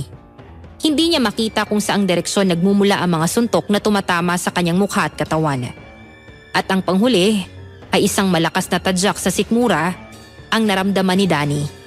Bumagsak siya. Yun lang ba ang kayang tanggapin ng katawan mo? Napakayabang mo pero mahina naman pala ang tuhod mo. Hindi pa tayo tapos, Reynante. Magkikita pa tayo ulit! Sa susunod, ikaw naman ang gagapang sa lupa! Siguraduhin mo lang na mas mabilis ang mga kamao mo kaysa sa bunganga mo, Danny. Umalis ka na, Danny. At sana'y tanggapin mo ng desisyon ko. Ikaw na rin ang magsabi sa itay mo. Pinahid ni Danny ang dugo sa kanyang labi. Tapos umalis na siya. Tinanaw ko siya habang papalayo. Doon ko muling nakita si Aling Trining na nasa di kalayuan. Tinanaw din niya si Danny matapos ay muli siyang tumingin sa akin. Kaya naisip ko na parang binabantayan niya ako. Nang umalis na rin si Aling Trining at saka ako lang muling kinausap sa Reynante. Ibinulong ko sa kanya na nasa paligid lang si Aling Trining kaya nagpaalam na siya sa akin. Nang makaalis na siya ay saka ako nagpunta sa aking kwarto. Muli akong nahiga para magpahinga. Mahabang oras akong nakatulog. Madilim na nang ako ay magising. Napabalikwas ako nang marinig ang malakas na alulong ng aso. Kasunod, ang malakas na ihip ng hangin. Marlon, narinig mo ba yon? Nakakatakot na alulong ng aso. Kasunod ang malakas na hangin. Oo, Ate Lily. Kanina pa nga ako hindi mapakali eh. Sa tingin ko ay mayroong umaaligid na aswang dito sa ating bahay. Talagang ayaw niya akong tigilan. Gusto talaga niya akong patayin. Huwag kang mag-alala, sister. Ipagtatanggol kita laban sa sino mang naghahangad na saktan ka. Talaga ba, Marlon? Makakaya mo gawin yan? Oo, ate. Hindi na ako papayag na mapahama ka ulit. Ayaw ko nang pagbuntunan ng galit ni inay. Kaya gagawin ko ang lahat para ipagtanggol kayo. Gagamitin ko tong itak ni Itay. Nagulat kami ni Marlon nang bigla na lamang sumigaw si Inay. Nagmamadali siyang pinuntahan ni Marlon. Kahit nahihirapan pa akong makalakad, ay pinilit ko ring sumunod sa kwarto ng aking ina. Noon ko nakita ang nasirang dingding sa kwarto niya. Nakapasok doon ng malaking asong itim. Nasukol na noon sa sulok ng kwarto si Inay. Pero hindi na nagpakita ng kahinaan si Marlon nang makitang nasa panganib na ang aming ina. Marlon! Tulungan mo ako! Opo, inay! Hindi ko kayo pababayaan! Lumayas ka dito, walang iya kang aswang ka! Hindi ako papayag na saktan mo ang aking ina! Tatapusin ko kayong lahat. Hindi nyo kami mapipigilan sa aming mga plano! Sige, lumapit ka kung gusto mong matikman ng talim ng benditadong itak na to! Sumukot ka! Inakala ng aswang na nagbibiro lang si Marlon, kaya walang takot na sumugod. Iniumang noon ang mahahabang kamay para hablutin si Marlon, pero buong tapang niyang tinaga ang kamay ng aswang. Halos maputol ang kamay ng aswang nang matamaan ng itak. Nagulat yon at umatras. Nang makita naman ni Marlon na epektibo nga ang benditadong itak, ay lalong lumakas ang kanyang loob. Hindi ka na makakataka sa akin! Papatayin kita! Tapusin mo na siya, Marlon! Kapag hindi mo siya napatay, babalikan tayo ng salot na yan! Tama ang ate mo. Huwag mo na siyang bigyan ng pagkakataong makatakas. Yun talagang gagawin ko, Nay. Hindi na ako papayag na sino man sa inyo ay saktan ng walang hinya na to!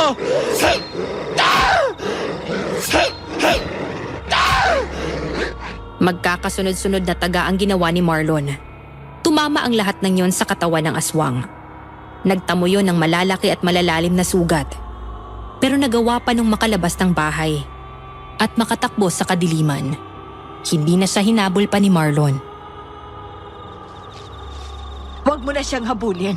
Malubha ang mga sugat niya. Tsak na hindi na rin magtatagal ang kanyang buhay. Dahil ang sino mang aswang na masugatan ng binditanong itak na yan ay tsak na mamamatay. Tama lang sa kanya ang ganong kalupit na kamatayan, Nay. Bukas, malalaman natin kung sino ang aswang na yon. Mapapanatag na rin ako ngayong wala ng aswang na yon. Sige na, Ate Lily. Magpahinga ka na sa kwarto mo para tuluyan ka na makabawi ng lakas. Ayusin ko muna tong dingding ng kwarto ni Inay. Sige Marlon, doon na lang muna ako sa kwarto ng ate Lily mo. Pagkatapos mong ayusin ang dingding ay magpahinga ka na din ha. Sige, Inay. Magpahinga na po kayo ni Ate Lily. Sabay na nga kami ni Inay na pumasok sa loob ng aking kwarto. Doon na siya natulog. Kinabukasan, tanghali na ako ng magising. Paglabas ko ng kwarto, nakita ko na ang matamis ng ngiti ni Marlon habang nakatingin sa akin. Kaya naman nagtataka ako. Bakit ganyan ang ngiti mo, ha? Meron ka kasing bisita na kanina pa naghihintay sa'yo. Nasa labas sila at kausap ni Inay. Sino naman ang bibisita sa akin? Kung si Danny lang naman, hindi na ako interesado. Hindi naman si Dana ang bisita mo, sister. Si Reynante at ang kanyang inang bumisita sa'yo. Sila Reynante at Nanay Nida ang bisita natin ngayon? Oo. Kaya lumabas ka na doon at nang makita mo ng Prince Charming mo. Oy, Marlon, ano ka pa? Baka may makarinig sa'yo, nakakahiya. Sus! Kunwari ka pa. Nakikita ko naman sa iyong mga mata na kumukuti-kutitap nang marinig ang pangalan ni Renante. Kapatid mo ko, kaya wala kang dapat na ipag-alala. Halika na sa labas at naghihintay na sila kanina pa. Kaagad nga kaming lumabas ng bahay. Nakita ko na nga si Nanay Nida at Reynante na kausap ang aking ina sa upuang nasa ilalim ng malaking puno ng mangga. Nakangiti akong lumakad patungo sa kanila. Pero saglit na nawala ang aking ngiti nang makita ko sa direksyong kinaroroonan nila si Danny na nakatayo sa labas ng aming bakuran. Nakatingin siya ng seryoso sa akin tapos nakita ko na tinitignan din niya ng masama si Reynante. Napabuntong hininga ako. Nang makita ko na umalis na si Danny at saka lang ako lumapit kina Reynante. Nanay Nida, dinalaw niyo po ako. Oo. Gusto ko kasing malaman kung saan ka nakatira at kung maayos na bang pakiramdam mo. Maayos naman po ako. Pero itong benda sa ulo ko hindi pa naalis kasi nga nararamdaman ko na masakit pa rin ang sugat ko. Kayo po Nanay Nida, kumusta naman kayo? Nako, nalungkot ako nang umuwi ka na. Para bang nasanay na ako na nakikita ka araw-araw. Kaya kanina, nang matapos kami mag-almusal ay niyaya ko na dito si Reynante. Kanina pa nga kami nag-uusap ng inay mo Oo nga po. Nasabi nga sa akin ni Marlon na magising ako kaya nga po kagad ako lumabas Kasi nasasabik na din ako makita kayo ulit. Katulad mo rin palang problema ni Reynante. Pareho niyong ayos sa taong ipinagkasundo sa inyo. Kaya naisip namin na kung magkakasundo kayo ni Reynante, baka pwedeng kayo na lang ang magpakasal. Inay naman, masyado naman kayong prangka. Tingnan niyo namumutla na tuloy si Reynante. Tsaka buo na po yata ang desisyon niya na magpakasal kay Ninette. Oo nga naman, Inay. Masyado kasing komplikado ang mga sitwasyon. Alam niyo naman kung paano magalit si Ninette. Nakakatakot siya. Ano bang ikinatatakot mo, Reynante? Sinabi ko naman sa'yo na kung hindi ka masaya sa naging desisyon ko kayahin mo si Lily. Isipin mong magiging kalagayan mo. Kahit masira ang pagkakaibigan namin ni Trining, ayos lang sa akin. Kasi mas gusto ko na si Lily para sa'yo. Ay, sa totoo lang, mahirap ayusin ang gusot na to. Lalo na nga at gustong gusto ako ni Ninette. Hindi siya papayag na hindi matuloy ang kasalan sa pagitan namin. Magkakagulo talaga. At malalagay kayo sa panganib. Meron bang hindi alam ang inay mo, Reynante? Bakit hindi mo sabihin sa kanya para lubos niyang maintindihan? Huwag na lang po, Aling Alicia. Kasi kapag naalaman yung totoo kong dahilan, baka kasuklaman niyo rin ako. Mas maganda kung malaman namin ang tunay na dahilan kaya nag-aalala ka. Baka matulungan ka pa nga namin. Kasi nga anak, hindi ko na rin gusto si Ninette para sa'yo. Gaya ng aking sinabi, ay si Lily na ang gusto kong maging manugang ko. Gusto ko po sana na sarili na lang ang problema. Pero kung gusto niyo talagang malaman ang dahilan ko, aswang po si Ninette at Aling Trining. Nagbanta sila na kapag sumira ako sa kasunduan, papatayin nila ang mga taong malapit sa akin. Natatakot ako para sa inyong kaligtasan, Inay. Totoo ba ang sinasabi mo, Reynante? Mga salot ang mag-ina na yon. Totoo yun, Inay. Kaya kahit gusto ko nang hiwalayan si Ninette, hindi ko magawa. Nag-aalala ako para sa kaligtasan niyo. Kung ganun nga ay hindi mo pala siya dapat galitin. Pero teka, may aswang na naghahasik ng lagim dito sa aming lugar. Katunayan ay sumalakay kagabi dito mismo sa amin. Pero nataga siya ni Marlon. Posible bang sila rin yung mga aswang na nakita ko sa mansyon nyo? Yung muntik ng kumagat sa amin ni Nanay Nida? Oo, si Aling Trining yun. Gusto niyang takutin ka at umalis na sa mansyon. Kasi nga natatakot sila na tuluyang mahulog ang loob namin ni Inay sa'yo. Bakit ngayon mo lang sinasabi ang mga bagay na yan? Bakit hindi mo siya kinausap ng pagkakataong yon? Hindi ko magagawa yun, Inay. Kagaya ng sinabi ko, hindi ko pwedeng ilagay sa peligro ang buhay niyo. Kung isa man sa kanilang sumalakay sa inyo kagabi, si Lily ang punterya nun. Pero nasugatan ko siya ng malubha. Bawat aswang na tamaan ng benditadong itak ay tsak na hindi nagagaling ang sugat. Kaya pala palagi nakabantay sa akin si Aling Trining. Lalo na kapag nandito ka sa amin, Reynante. Kung ganoon, hindi na pala tayo dapat mag-aksaya ng panahon. Humingi na tayo ng tulong sa mga manunugis ng aswang para sa lakayin ng mag-ina na yon. Tama si Nida. Delikado kung buhay pa si Trining. Tsak na babalikan niya ang aking anak kasi nasaktan na siya. Kailangang makausap ko si Marte at ang iba pang manunugis ng aswang dito sa aming lugar. Sige po, yun ang gawin natin para mapanatag na tayong lahat. Aalis na po kami ni Inay. Kapag handa ng mga tao, daanan niyo lang kami para samahan namin kayo kung saan ang bahay ni Ninette. Nang makaalis na sina Reynante, ay nagpasama sa akin si Inay sa bahay ni Dani. Dahil ang ama niya na si Marte ang pinuno ng mga manunugis ng aswang sa aming lugar. Sa muling pagkakataon ay nagkaharap kami ni Dani at ang aming mga magulang. Matabang ang pakikiharap sa amin ni Mang Marte. Nang pagkakataong ito, lalo na nang malaman niya ang problema, nakasangkot pala si Reynante. Sa bagay na yan ay wala akong may tutulong sa inyo, Alicia. Sa iba ka na lang lumapit. Pero ikaw ang pinuno ng mga manunugis ng aswang dito. Tatalikuran mo bang tungkulin mo? Ang pagbibigay ko ng tulong ay bukal sa aking loob. Kusa kong ginagawa yon kahit delikado. At pwede rin naman akong tumanggi kung ayaw ko.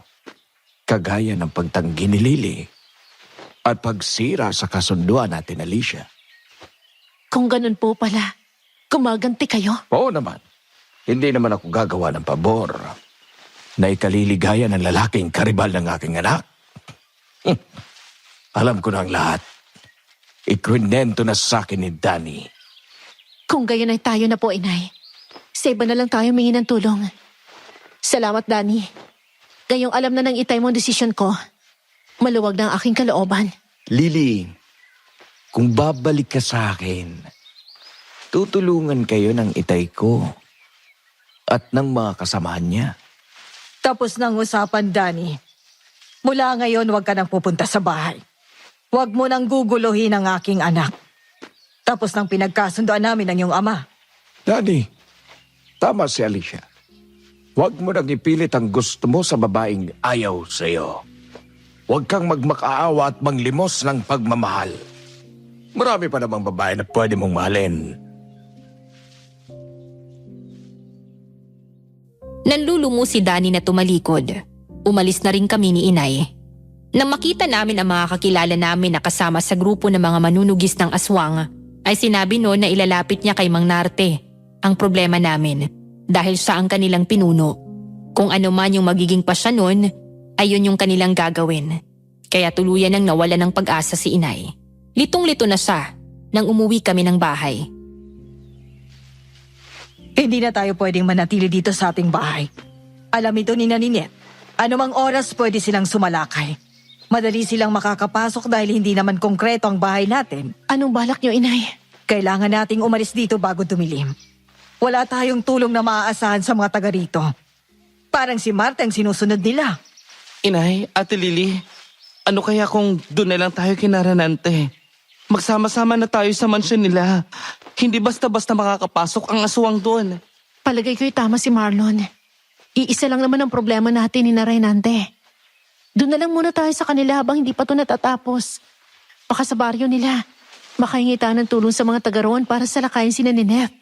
Sige, kumilos na tayo habang may liwanag pa. Huwag na kayong magdala ng maraming damit. Lily, malayo ba ditong bahay ni Reynante? Medyo malayo din, Inay. Pero may mga tricycle naman na pwede natin sakyan papunta roon. Makakarating naman tayo doon bago dumilim. Nang umalis nga kami ng bahay ay sinara yun ng mabuti ni Marlon. Sumakay kami ng tricycle. At makalipas ang mahabang oras ay nakarating kami sa mansyon ni Reynante. Papadilim na noon. Nalaman nila ang ginawang pagtanggi ni Namang Narte sa amin. Kaya naman si Reynante na ang kumausap sa mga taga roon para tulungan kami. Marami din ang sumang-ayon at handang tumulong. Kaya naman ng gabi ring yun ay sinalakay ng mga tao ang bahay ni Aling Trining at Ninette. Sumama kami ni Marlon. Dala ang binditadong itak. Nagulat pa si Ninette nang makitang napapaligiran na ang bahay nila ng mga tao. Nasa teresa ng bahay nila ng pagkakataong yun. Reynante? Anong ibig sabihin nito? Alam na nilang lahat ng lihim niyong mag-ina. Kayo ang naghahasik ng lagim sa lugar na to at sa mga karatig baryo. Kayo rin ang ilang ulit na nagtangka sa buhay ko at ng aking inay. Mga salot kayo na dapat mawala. Isa ka talagang hangal, Lily. Talagang tinikas sa aking lalamunan. Pagbabayaran mong lahat ng to! Ikaw ang pagbabayarin ko ng mahal. Hindi ako papayag na saktan mo ang kapatid ko. Ikaw palang baklang nalakit sa nanay ko, ha? Huwag kang mag-alala. Gugutay-gutayin kong laman mo! Bakla pala ha? Pwes, makikita mo kung paano ako kumatay ng aswang ang baklang kagaya ko! Mga kasama! Siya at ang kanyang ina ang mga aswang! Patayin sila! Pumasok kayo sa aming lungga! Sa akala nyo ba makakalis kayo ng madali? Nagkakamali kayo dahil gutom na gutom ang mga alaga ko! Harapin nyo muna ang mga alaga namin bago kayo makapasok dito sa aming bahay! Nagulat kaming lahat nang mula sa mga madidilim na sulok ng lugar na yon ay lumabas ang 4 na malaking asong itim na namumula ang mga mata. Tumutulo ang mga laway habang umaangil. Halatang gutom na ang mga yon. Nakipaggirian sa amin at di nagtagal ay sabay-sabay na sumugod. Kaya naman nataranta kaming lahat. Pero dahil armado ng mga sibat, itak at baril ang mga kasama namin, ay buong tapang na hinarap ang mga asong ulol. At sa labanan ay may mga kasama kaming nasugatan habang kinakalaban ang mga asong gutom na gutom at hayok sa laman ng tao. Dito ka lang sa likuran ko, Ate Lily. Hawakan mo ang itak na to at akin naman ang sibat na kawayan. Sige, Marlon. Huwag tayo maghiwalay. Ipakita mo sa kanilang lahat, lalo na kay inay na kahit wala ng ating ama, nariyan ka para ipagtanggol ako. Oo naman, Ate Lily. Hindi kita pababayaan. Nandito rin naman si Kuya Renante, di ba kuya? Oo, pero tama ng kwentuhan. Nasa gitna tayo ng labanan, kaya hindi dapat na magpabaya. Haya na mga asong ulol! Sige! Laban! Nang lumapit nga sa amin ng isang malaking asong itim, ay agad na sumugod. Pero sinalubong yun ni Marlon. Ginamit niya ang hawak na kawayang sibat para tusukin ang bunganga at lalamunan ng asong ulol. Ngunit hindi man lang yun pinansin ng asong itim. Sa kunat ng balat nun ay nabali ang talim ng sibat. Kaya naman tinaga ko ang bunganga nun nang akmang kakagatin na si Marlon. Napaatras ang asong itim. Nang igala ko ang aking paningin, ay nakita ko na marami na sa kasama namin ang nasugatan. Kaya nang hina ang loob ng iba at tumakbo para makatakas sa kamatayan. Reynante, nagtakbuhan na ang mga kasamahan natin. Napaghandaan nilang pagdating natin. Pumasok kayo sa aming lungga! Sa palagay nyo ba makakalabas pa kayo? Mga hangal kayong lahat! Hinabol ng mga asong ulo ang mga kasama nating tumakas. Umalis na rin tayo rito. Tama ka, Marlon. Tayo na! Bago kami tumakas, ay nakita ko na lumabas sa terrace si Aling Trining. Mahina na siya at iniinda pa rin ang kanyang mga sugat. Ganun pa man, ay gusto niyang makaganti sa amin. Kaya nang tumakas na kami, ay humabol pa rin sila ni Ninette. Tuloy-tuloy naming binagtas ang madilim na kakahuyan. Hindi ko na nga alam ang lugar na yon, kaya sunod-sunuran na lang kami kay Reynante. Hindi kita mapapatawad sa ginawa mong pagtataksil sa akin, Reynante. Papatayin kita at isusunod ko ang iyong nanay. Tandaan mo, Lily. Kailangan makalayo tayo dito. Pagod na ako, Reynante. Hindi ko na kaya tumakbo. Kailangan kitang mailayo dito. Siguradong sasaktan ka ni Ninette. Marlon! Pasanin mo ang ate mo. Tumakas na kayo at ililigaw ko sila. Sige, Kuya Renante. At Lily, pumasang ka sa akin. Aalis na tayo dito. Pero paano ka? Makasaktan ka niya kapag inabutan ka. Lalabanan ko sila, Lily. Sige na, tumakas na kayo. Huwag mo akong intindihin. Susunod ako sa inyo. Sige, tayo na, Marlon. Pinasan nga ako ni Marlon. Binagtas namin ang kakahuyan. Tanging ang liwanag ng buwan ang aming gabay sa madilim na gabi. Halos hindi tumigil si Marlon sa pagtakbo. Kahit na nga nararamdaman ko na pagod na siya. Gusto rin niya na makalayo kami sa lugar na yon. Kaya napatigil siya sa pagtakbo nang makarating kami sa malawak na lugar kung saan ang mga damo ay abot hanggang tuhod. Wala kaming pagtataguan nang harangin kami ng asong itim. Nalinti ka na. Bunga akala ko ay nakatakas na tayo sa walang hiyang ito. Hindi pa pala. Matalas ang pang-amoy nila. Maliksi ang kanilang katawan at kabisado nilang lugar na to. Kaya hindi tayo basta-basta makakatakas. Katapusan na yata natin to, Marlon. Huwag ka mag-alala, sister. Habang buhay ako, hindi kita pababayaan. Halika, Limaw! Lumapit ka! Ako ang harapin mo! Marlon, may isa pang problema. Ate naman, huwag mong sirain ang konsentrasyon ko. Papalapit na ang asong ulol.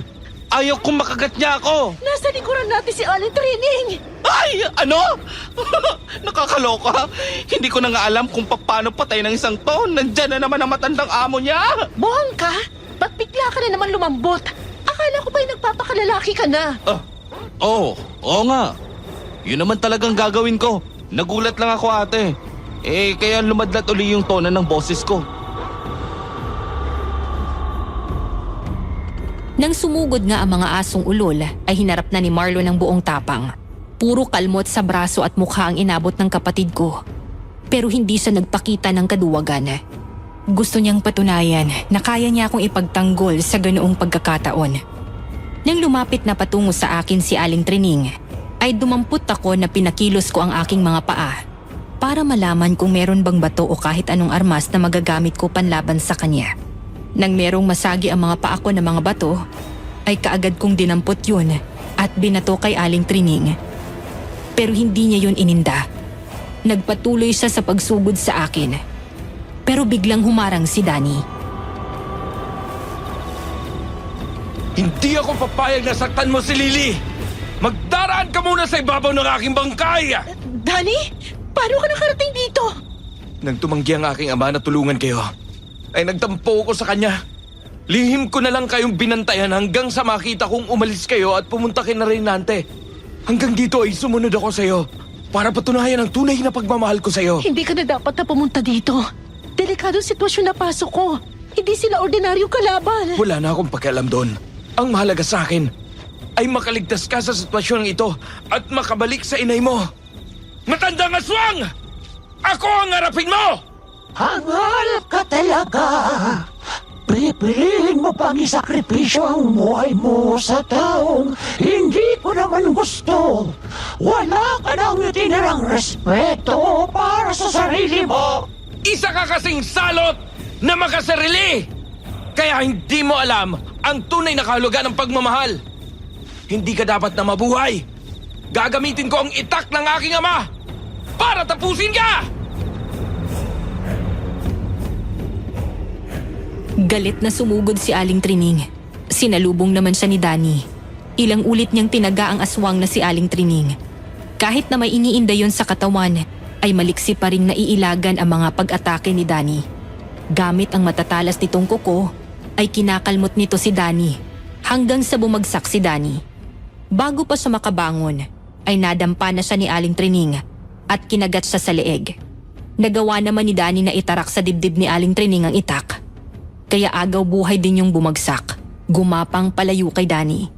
Nang makita ko yun, ay kaagad kong nilapitan si Aling Trining. Hinawakan ko ang itak na nasa dibdib niya. Buong lakas ko yung idiniin. Mamamatay ka! Halimaw!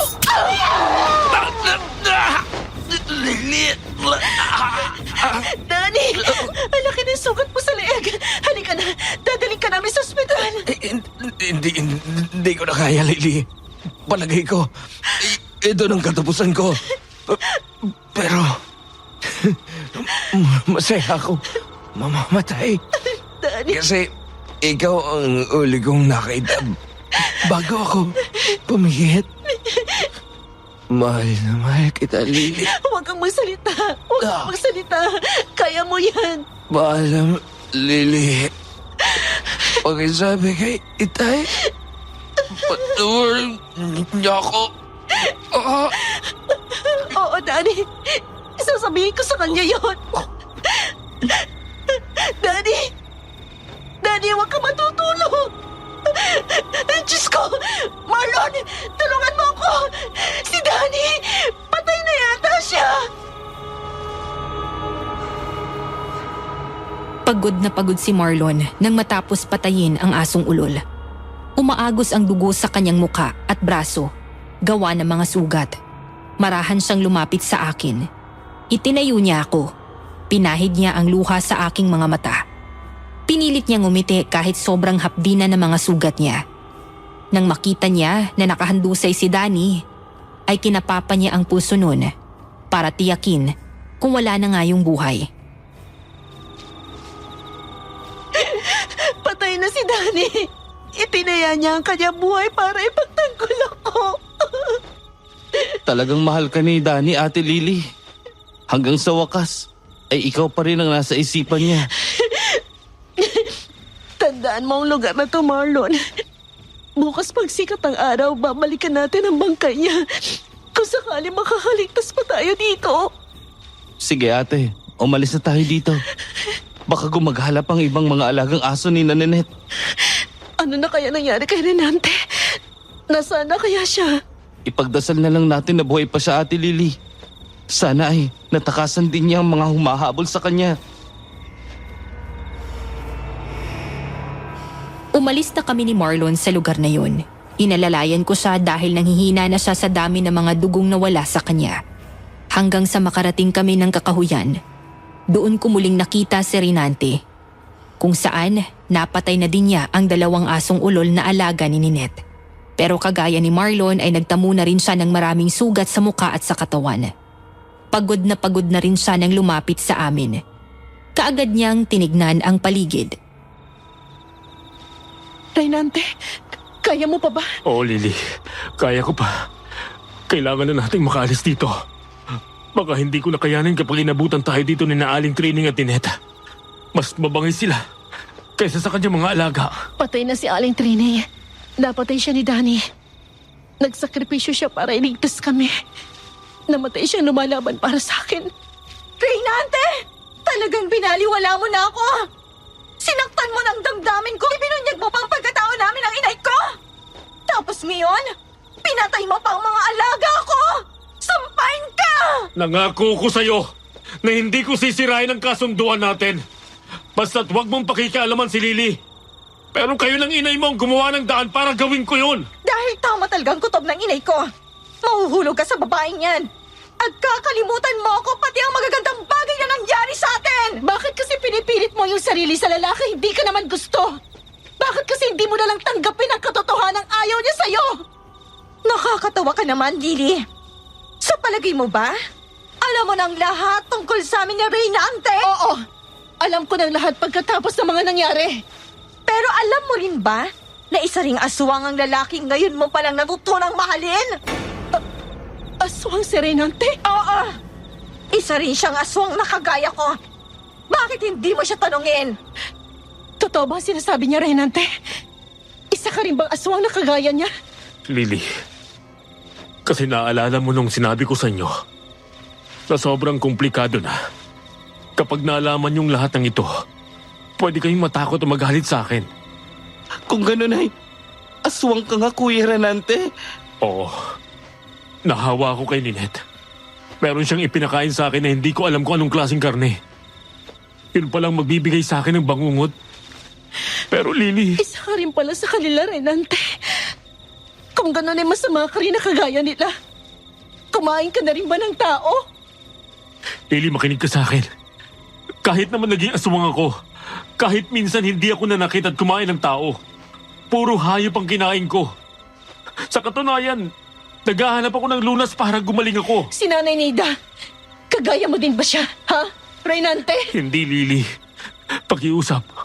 Huwag mo rin sasabihin sa kanyang anumang nalaman niyo ngayon. Baka hindi niya matanggap ang kalagayan ko.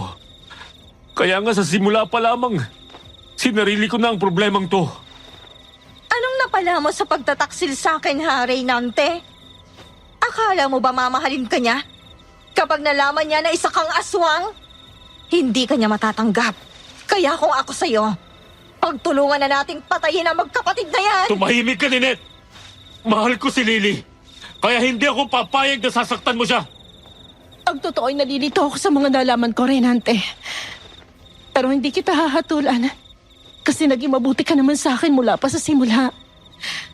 Kahit isa kang aswang nagawa mo magpakatao. Sana malampas na natin ang problemang ito at sabay na hanapin ang lunas sa kalagayan mo. Salamat, Lily. Marlon, umalis na kayo ni Lily. Pipigilan ko siya hanggang sa makakaya ko. Umuwi kayo sa mansyon at doon na magpaumaga. Dumaan kayo sa daanan yan para madali niyong makita ang bahay namin. Walang makakaalis sa lugar na to! Mamamatay kayong lahat! Sumunod naman kami ni Marlon sa sinabi ni Reynante. Kaagad kaming umalis ni Marlon at iniwanan sila ni Ninette. Pero nakita ko na humahabol sa amin si Ninette. Hindi naman pumayag si Reynante na makalapit sa amin si Ninette. Hinarang niya yun at sila ang naglaban. Habang papalayo kami ni Marlon ay dinig pa namin ang mga angil nila. Parang mga aso at pusa na nag-aaway. Mahina na si Kuya Renante, Ate Lily. Tsak na matatalo siya ni Ninette. Kailangan na nating makalayo dito bago pa tayo maabutan ng babaeng aswang na yun. Oo, Marlon. Talian na natin. Alam ko makakayanan pa ni Renante pigilan si Ninette hanggang sa makalayo tayo. Kawawa naman siya kung mamamatay lang siya, Ate Lily. Hindi ba natin siya tutulungan? Sundin na lang natin ang kagustuhan ni Renante. Tahakin natin ang daanang to para makarating sa mansyon nila. Dalian na natin. Sige, Ate Lily. Kaya ko pa naman. Papasanin na lang kita para madali tayong makalayo sa lugar na to. Sumang-ayon naman ako sa gusto ni Marlon. Pumasa na ako sa kanya kaya mabilis kaming nakalayo sa lugar na yun. Dinaanan namin ang direksyon na itinuro ni Reynante. Tuloy-tuloy na tumakbo si Marlon hanggang sa makalabas kami sa kakahuyan. Natanaw namin ang mansyon ni Reynante kaya nagmamadali kaming pumunta doon hanggang sa makarating kami sa gate ng bahay. Kaagad kaming kumatok.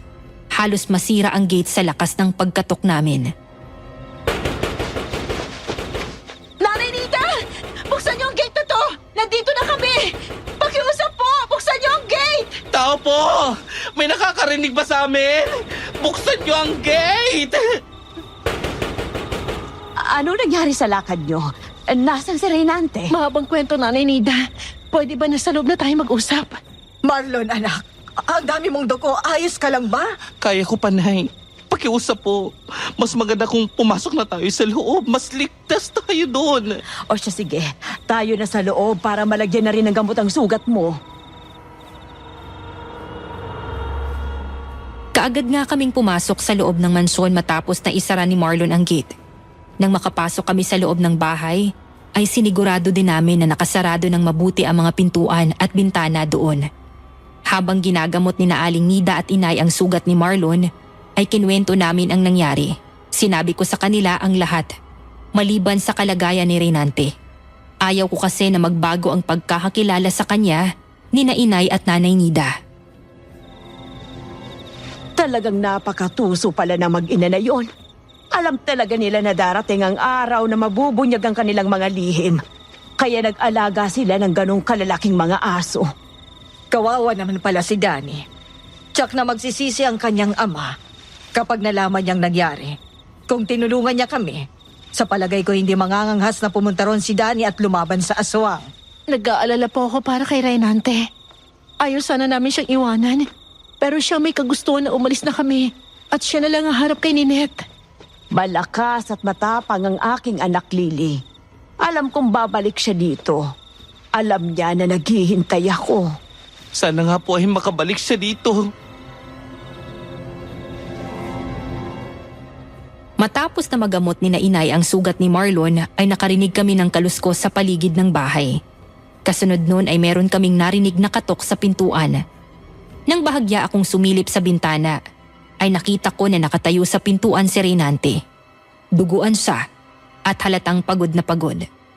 Malalakas ang mga katok na ginawa ni Raynante. Nay! Nay, buksan yung pinto! Si Raynante na ba yon? Opo, Nanay Nida. Siya na nga po yung nasilip ko na nakatayo sa pintuan. Marlon, buksan mong pintuan para makapasok ang Kuya Raynante mo. Anak ko, ang dami mong sugat. Ayos lang ako, inay. Ano bang ayos ang sinasabi mo? Halika nga at ang magamot na yung mga sugat mo. Sinabi ko ng ayos lang ang mga sugat ko, Nay. Nasaan si Lily? Nandito ako, Raynante. Mabuti naman nakaligtas ka. Ano na nangyari kay Ninette? Napatay mo ba siya? Bago pa sumagot si Raynante ay nagulat kami nang isa pang Raynante ang dumating. Sugatan din at may hawak na sibat. Lahat kami ay nakatulala habang nagpapalipat-lipat ang tingin sa dalawang lalaking magkamukha. Kaagad na nagkatinginan ang dalawang Raynante na naroon. Lumayo kayo sa kanya, Lily! Isa siyang impostor! Siya si Ninette! Ginaya lang niya ang kaakingan niyo! Ikaw ang impostor! Natakasan na kita! Ay nagawa mo pa rin akong sundan dito! Marlon! Tagayin mo ang impostor na yan! Huwag kang maniwala sa kanya, Marlon! Akong sundin mo! Siyang tagayin mo ng bindetadong itak! Anong gagawin ko, Ate Lily? Sino ba sa kanilang totoong si Kuya Raynante? Huwag kang kikilos, Marlon. Mahirap magkamali. Kapag napatay mo ang tunay na Raynante, magiging madali na para kay Ninette ang patayin tayong lahat dito. Kaya kailangan masiguro kung sinong impostor. Akin ang itak, Marlon. Sige, ate. Ikaw ang magdesisyon. Talagang isa sa amin ang impostor. At yun ay ang bagong dating na yan. Siyang pugutan mo ng leeg, Lily. Para maging masaya na tayo. Papakasalan kita. Ikaw lang ang tanging nakakaalam kung sino ang tunay at impostor, Lily. Pero sana, maging matalino ka. Malalaman ko talaga kung sino sa inyong halimaw. Sagutin niyo lang ang tanong ko. Nang pauwi na ako ni Nanay Nida sa amin, ano ang ibinigay niya sa akin na dalhin ko? Pera. Binigyan ka niya ng pera. Kasi naging malapit na ang loob niya sa'yo. Yun ang natatandaan ko. Sinungaling ka! Nagkakamali ka dyan. Ikaw ang impostor. Damit ang ibinigay niya sa akin at hindi pera. Mabilis ang naging kilos ko. Tinaga ko ang Raynante na nasa harapan ko. Tumama sa leeg niya ang itak. Kasunod nun ay lumabas ang tunay niyang anyo. Siya ang aswang na si Ninette. Galit na galit siya nang sunggaban ako.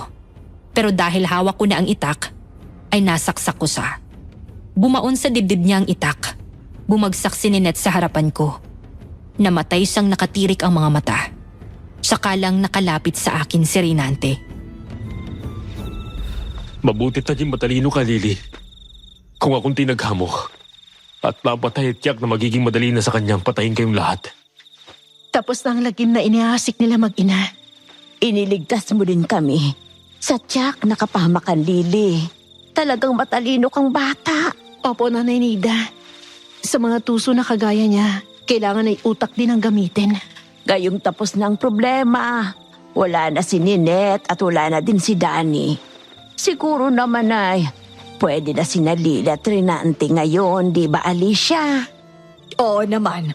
Alam ko naman na meron din silang pagtingin sa isa't isa. Napangiti na lang ako kay Reynante. Wala nang katagang lumabas sa aking mga labi. Bagkos ay niyakap na lang niya ako. Nang sumikat ang araw ay inayos namin ang lahat. Pati na rin ang bangkay ni Danny. Sobra ang naging pagsisisi ni Mang Marte sa kanyang ginawang pagtanggi sa amin. Nang maisaayos na ang lahat ay naghanap naman kami ng lunas sa pagiging aswang ni Reynante. Isang manggagamot ang aming nakilala at tinulungan siyang magbalik sa normal. Dahil hindi naman talaga siya lehitimong aswang. Matapos noon ay nagpakasal kami ni Reynante. Pangako ko sa'yo, Lily. Palagi mong tatandaan na ikaw lang ang aking mamahalin habang ako'y nabubuhay. Salamat, Reynante. Pakatandaan mo rin na habang ako'y may buhay, ikaw lang magmamay-ari ng aking puso. Mamahalin kita hanggang sa aking pagtanda, hanggang sa paghiwalayin tayo ng kamatayan. At yun po ang aming naging karanasan, Dear Aswang Diaries at Madam Venus. Isang karanasang hindi ko makakalimutan kailanman, lalo na nga at naging kasama ko sa buhay ang lalaking minamahal ko na minsan ay naging aswang. At siya nga pala sa mga giliw na tagapagsubaybay ng seryeng ito, paki-comment naman sa ibaba kung nagustuhan nyo ba ang kwento ko. At kung gusto nyo pa ding malaman ang mga sumunod na naging bahagi ng buhay ko, ay isi-share ko ulit sa inyo. Maraming salamat po at God bless.